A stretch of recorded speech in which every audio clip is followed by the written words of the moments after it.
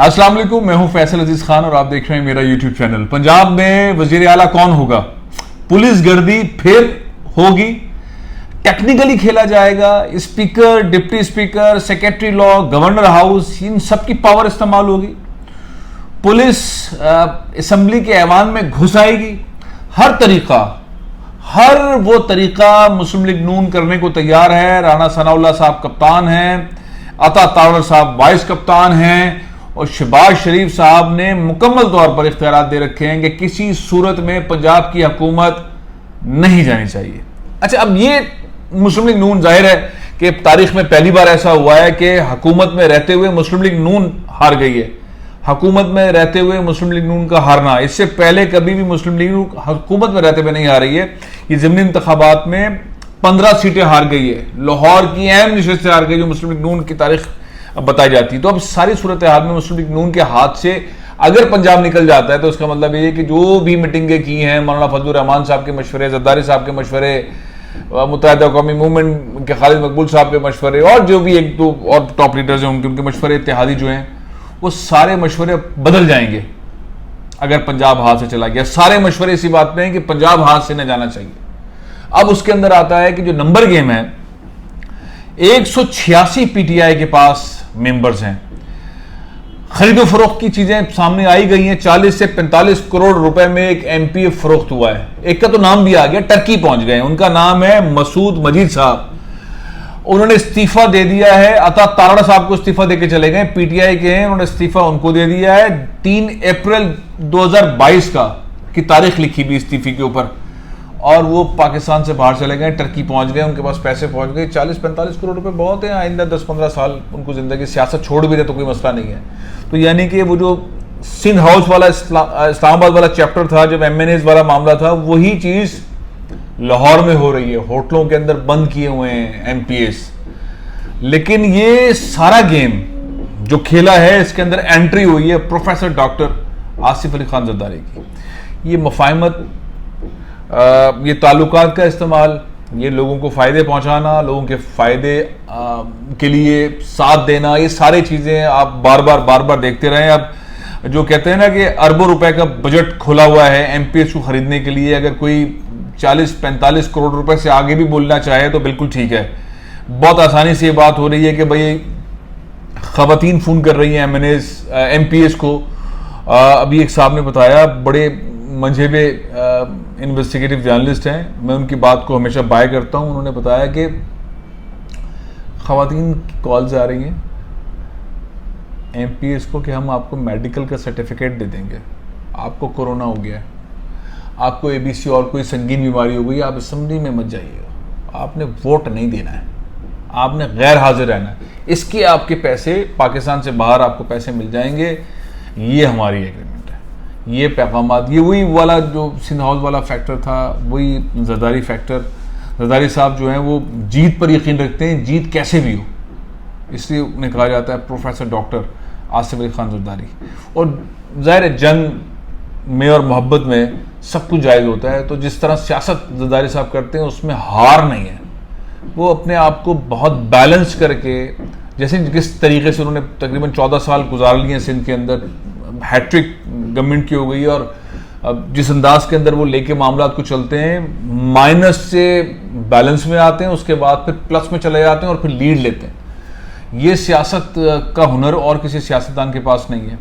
उन्होंने तैयार किया शहबाज शरीफ को, अगर ये तुम्हारे हाथ से निकल गई पंजाब की हुकूमत तो आप गए, वैसे चले ही गए हैं, लेकिन उनको एतमाद देने वाले जरदारी साहब हैं, बाकी लोग तो साथ हाँ में हाँ मिलाने वाले हैं।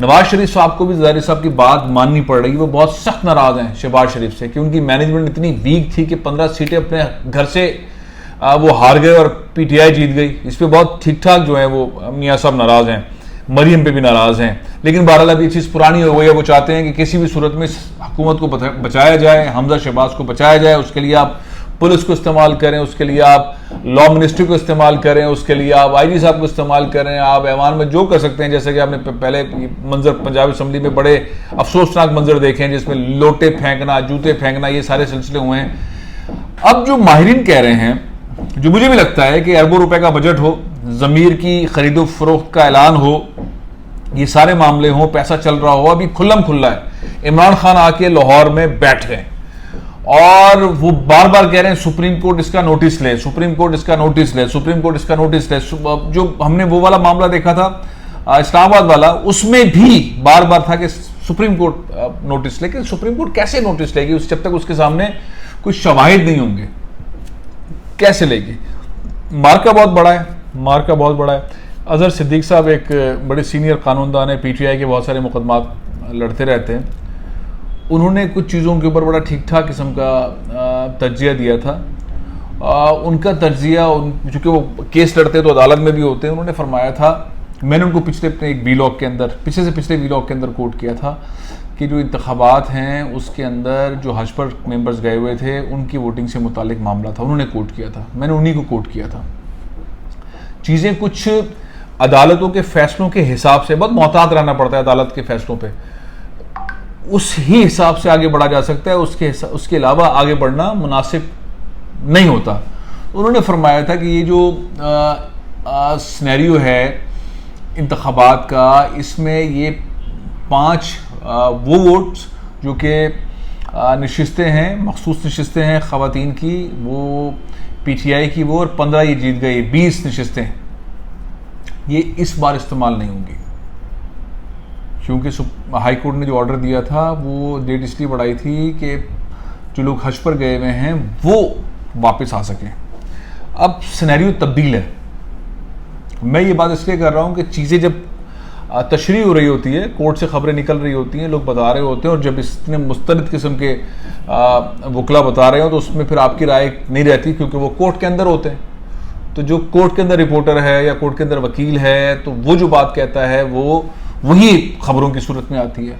अब सिनेरियो ये है कि कल वाले जो इलेक्शंस हैं उसके अंदर परवेज़ इलाही साहब आपका जीतना यकीनी है, उनको शिकस्त होना बहुत मुश्किल है।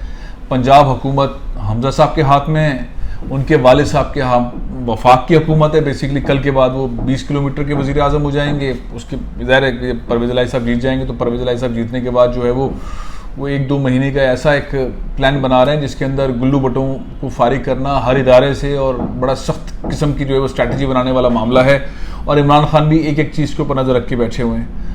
तो कल अगर ज़रदारी फैक्टर रात को काम कर जाता है और इतनी बड़ी तादाद के अंदर मेंबर्स ख़रीद ली जाते हैं पीटीआई के, जैसे कि ये मसूद मजीद साहब रवाना हो गए, कुछ बीमार हो जाते हैं, किसी का कोई इंतकाल हो जाता है, कोई और फ्लाइट पकड़ के भाग लेता है और 40-50 करोड़ रुपए ले लेता है, तो इस सारी सूरत हाल में जब चीज़ें सामने आ रही हैं और जिसमें ये वाज़ेह किस्म का एक डॉक्यूमेंट सामने आ गया है कि अता तारड़ साहब को मसूद मजीद साहब ने ख़त अपने इस्तीफे का दे दिया है। उनको देना चाहिए था अपनी पार्टी लीडरशिप को, अपनी पार्टीशिप को नहीं दिया, स्पीकर को देना चाहिए था, स्पीकर को नहीं दिया, उनको दिया। तो ये वाज़ेह किस्म का सबूत है।